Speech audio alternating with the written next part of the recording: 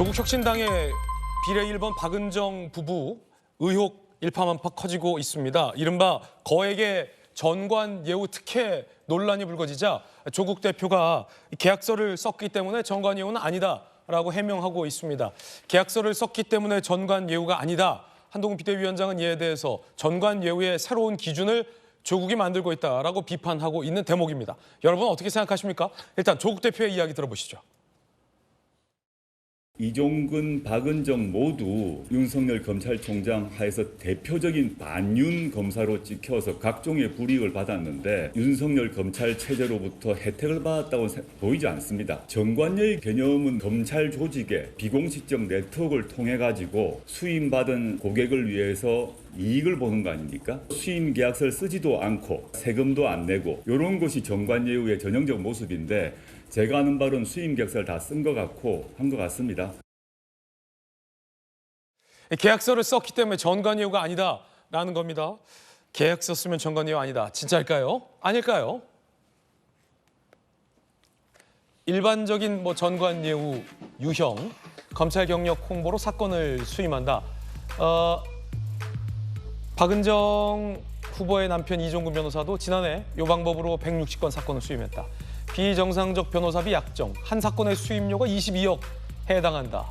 이 사건의 영향력을 행사한다. 세 가지 모두 다 전관예우 일반적인 유형을 닮았다라는 게 저희 채널A 법조 기자들의 취재 내용입니다. 계약서를 쓰고 안 쓰고는 중요한 게 아니라 전관예우 유형에 얼마만큼 해당하느냐라는 건데 저희들의 취재 결과 세 가지 유형 모두 다 해당이 됐다라는 겁니다.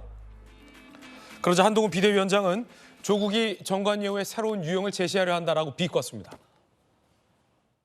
조국 당이 전관예우의 새로운 기준을 제시했습니다. 첫째, 160억만 안 넘으면 된다. 둘째, 검사장 그만두고 얼마 있다가 한 건에 22억 땡기는 정도는 괜찮다. 다단계 사기는 살인입니다. 그런 사기꾼 변호한답시고 그렇게 뜯은 돈 중에 22억을 나눠 가졌습니다. 그게 괜찮다는 게 조국의 말입니다. 160억 아래니 괜찮다? 22억쯤 괜찮다? 수임계약서 썼으니 괜찮다? 무슨 말입니까 도대체? 그런 나라에 살고 싶으십니까? 저는 그런 나라에 못 살겠습니다. 김영주 의원님, 네. 저희 기자들이 취재해봤을 때 이건 전관예우로도 볼 수 있다는 건데 조국 대표는 계약서를 썼기 때문에 전관예우는 아니라고 하는데 전관예우가 언제부터 계약서를 쓰고 안 쓰고 있었습니까? 계약서를 안 쓰면 변호사법 위반 아닙니까? 그건 변호사법 위반이죠. 그거는 전관예우의 문제가 아니죠. 예. 사실은 전관예우는 어떻게 보면 계약서를 쓰면서부터 생기는 거죠. 아까 예를 들면 실제로 전관이라고 하는 영향력을 가지고 수임된 계약서를 썼든 안 됐든 수입된 어떤 그 사건을 이기게 하는 거 아니겠습니까? 혹은 형이 10년 나올 걸 5년으로 깎아주는 그런 영향력을 행사하는 게 전관예우지 계약서를 안 쓴다? 그건 사실은 형법하는 교수 맞습니까? 그건 불법이죠, 그거는. 네? 참 그런 어처구니 없는 답변을 하고 있다는 게 사실 말이 안 되고 지금 이 사건은 저렇게 얘기할 것이 아니라 그야말로 어떤 또 더군다나 마찬가지입니다. 그 160건을 맡았으면 사실 원래는 160억을 벌었어야 되는데 40억밖에 못 벌었으니까 억울하다 이런 얘기도 사실 국민 눈높이에 안 맞는 거거든요. 그래서 기본적으로는 저는 그런 여러 가지 비판에 대해서 조국 대표를 비롯해서 조국 혁신당도 조금 더 겸손한 자세로 국민의 눈높이에 맞게 대응을 하고 잘못된 것이 있으면 잘못됐다고 얘기를 해줬으면 좋겠다는 말씀을 드립니다. 22억 수임료, 거액의 수임료를 받았던 것, 다단계 피해자들의 결국 피 묻은 돈이 이 박은정 후보 배우자에게 돌아간 것 아니냐라는 비판도 나오고 있는 지점이거든요. 그런데 이 사태에 대해서 조 대표가 해명한 내용 또한 말이 좀 안 된다라는 게 김영주 의원님 지적인데 22억, 이게 굉장히 큰 돈이잖아요. 수임료로 따져보더라도. 근데 다단계 피해자를 변호하면서 받은 돈이라 더욱더 논란이 되고 있는 지점인데 어떻게 보십니까? 지금도 아마 그 피해자들은 고통받고 있을 거예요. 예. 다수의 많은 분들이 아마 고통받고 있을 건데 저는 어떻게 이렇게 한마디로 시쳇말로 이렇게 버전 전환이 금방 이렇게 됩니까? 검사 시절에 정말 다단계 이 수사를 정말 잘했다고 하는 블랙벨트까지 받았던 분이 어떻게 금방 이렇게 또 이 가해자를 위한 변호인으로 금방 거듭날 수 있는지에 대해서는 저는 제 상식으로는 일단 첫째 이해가 잘 안 되고요. 그리고 특히 저는 그 박은정 후보의 얘기가 더 납득은 안 돼요. 예. 우리가 제대로 했으면 160억이었는데 정관예우 안 받았으니까 22억이야. 지금 이 얘기를 어떻게 변명이라고 내놓을 수가 있습니까? 지금 말이 안 되는 해명이라고 생각하고요.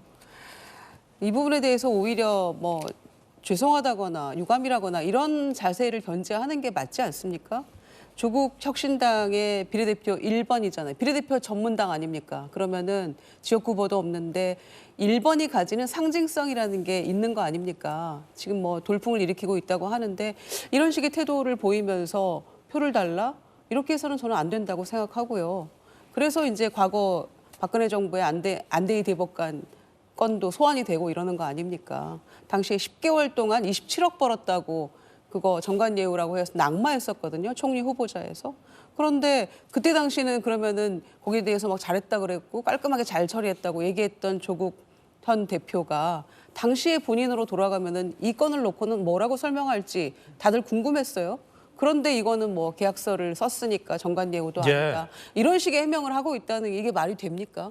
전 제 상식으로는 납득이 안 됩니다. 그러니까 좀 더 해명을 하든지 뭔가 태도를 취하지 않으면 조국 혁신당의 돌풍은 이 상징적인 의미 때문에 저는 좀 가라앉을 거다 이렇게 생각합니다.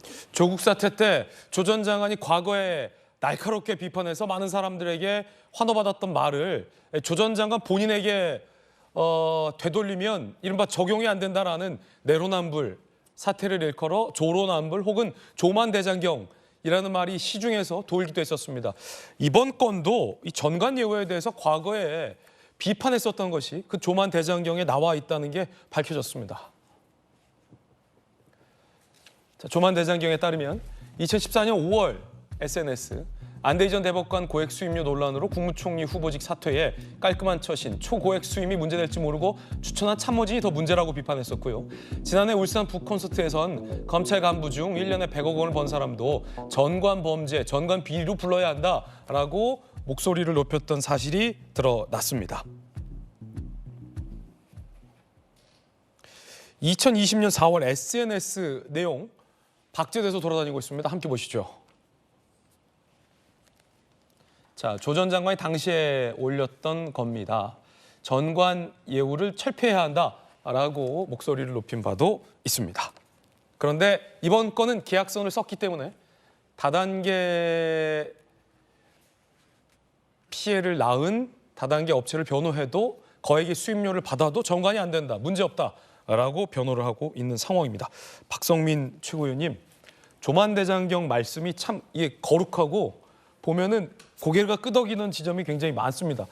조만대장경을 쓰신 분이 좀 조만대장경 내용과 배치돼서 좀 논란인 거잖아요. 어떻게 보십니까? 그러니까 이게 아무래도 그 비례대표 1번이 결국에 이제 당의 정체성을 상징을 하기 때문에 주요 후보다 보니까 좀 보호하는 차원에서 여러 가지 이야기를 하고 있는 것으로 보이는데요. 그렇죠. 물론 다른 당이기 때문에 제가 뭐 적극적으로 어느 정도까지 뭐 이렇게 입장을 대변해주고 이럴 상황은 아닌 것 같은데 제가 느꼈을 때는 일단 이게 후보자 본인이 한 일이 아니라 어떻게 배우자다. 보면 배우자의 일이고 또 배우자가 뭐 박은정 후보가 될 거라고 생각해서 이런 일들을 벌였다라거나 그런 것들이 아닌 상황이다 보니까 어느 정도 당 차원에서도 조금 고민이 있지 않았을까라는 생각은 있는데 이제 문제는 이게 정관예우면 정관예우다라고 이야기를 하고 죄송하다. 다만 우리가 이제 앞으로 이제 조국혁신당에서 정치를 해 나가면서 이 사회의 잘못된 관행들을 바로 잡아 나가겠다. 이런 식으로 가는 것이, 그러니까 의정 활동으로 갚아 나가겠다라고 하는 것이 제가 봤을 때는 훨씬 더 국민들이 보셨을 때에도 뭐 왜냐면 이게 정관예우라는 게 뭐 여야 뭐 정치색 가리고 이런 게 아니라 사실은 법조계의 뿌리 깊은 관행이지 않습니까? 그거에 대해서 문제의식을 느끼는 시민들은 뭐 정치색을 다 떠나서 아마 다 동의를 하실 거예요. 저는 그런 것들로 이야기를 하는 것이 맞지 이게 뭐 하나하나 다 들어가서 이건 정관예우가 아니다. 원래는 뭐 정관예우라면 160억을 받았어야 되는 것이다. 이렇게 이야기가 좀 흘러가게 되면 오히려 좀 반감만 부추기는 좀 부작용이 있지 않나라는 생각을 하고 있습니다. 예, 조 전 대표 주장대로 혜택이 아니라고 칩시다. 전관이 아니다. 라고 100번 양보해서 치면 문제가 해결되느냐를 좀 따져보고 그 부분 질문 드려야 될 것 같은데 문체부 차관하셨잖아요. 네. 검사 시절에 이 다단계 사기치는 걸 잘 잡아서 검은띠를 받았습니다. 블랙벨트. 어찌 보면 이 대검이라는 검찰이라는 국가의 기관이 박은정 후보의 배우자에게 그 실력을 키워갈 수 있도록 이른바 혜택을 주고 인정을 해준 건데 검사 사표 쓰고 나와서 1조 원대 다단계 피해 사건이었나요? 맞죠? 수많은 피해자들을 양산한 기업을 바로 변호하고 그 돈을 받았어요. 거액의 수임료. 그럼 그 수임료 안에는 정관이 아니라고 억울할 수도 있잖아요. 내가 실력이 있어서 수임한 건데 그 수임료 안에는 피해자들의 피해본 돈이 있을 거라는 생각을 못했을까? 정관이 아니라면 이게 문제가 정말 없는 건가에 대한 질문 어떻게 보십니까? 참 뭐라고 얘기를 해야 될까요? 정말로 부끄러움을 모르는 사람들. 저는 어느 자리를 지냈건 어느 정도의 위세를 가졌던 간에 부끄러움을 느끼지 못하면 그 사람은 끝이라고 생각을 하거든요. 예. 이 사람이 그래도 좀 더 볼 필요가 있는지 더 볼 필요가 아예 없는 건지를 결정하는 기준이라고 보는데 아예 부끄러움 정도를 느끼지 못한 수준까지 이른 거죠. 고위공직을 지낸 사람들이 은퇴할 때 이런 서약을 하게 돼요. 어떤 서약이요? 법적으로 당신이 업무를 맡았던 그 유관기관에 앞으로 얼마 동안 취업하지 못한다. 취업 제한 규정이 있습니다. 왜 취업을 제한시키냐면은 그 기관에 있을 때 얻었던 지식들, 정보들, 그 노하우들을 다른 이해관계가 있는 곳으로 바로 옮겨서 역으로 이용하는 것을 막기 위해서 그렇거든요. 지금 이게 딱 그거예요. 다단계 피해자들의 눈물을 닦아주겠다고 약속을 하고 그분들의 편에 섰던 사람이에요. 그리고 그걸 가지고 사회 악을 척결한다고 정의의 편에 섰던 사람인데 퇴임하자마자 그 사건의 가해자들을 위해서 변호를 한다. 그럼 피해자들이 받는 마음은 어떨까요? 피해자들은 두 번 정말 가슴을 찔리는 거죠. 앞의 경우에 가해자들의 눈물 닦아주겠다 하더니 피해자들의 눈물 닦아주겠다 하더니 가해자들 편에 선 것을 이것을 위선이라고 얘기한다면은 나 당신들의 편이야. 당신들 위해서 내 가진 모든 것들을 동원해서 내가 옷은 벗었지만 당신들 편에서 일해 주겠어라고 믿었던 사람이 그렇지 않은 행동에 대해서 당당하게 변호하는 모습을 보고 이런 사람 뭐라 그럴까요? 저는 철면피라고 생각을 해요. 그러면 그런 철면피 같은 사람들, 위선자를 정식으로 공천하고 추천한 이 정당은 또 뭐라고 불러야 될까요?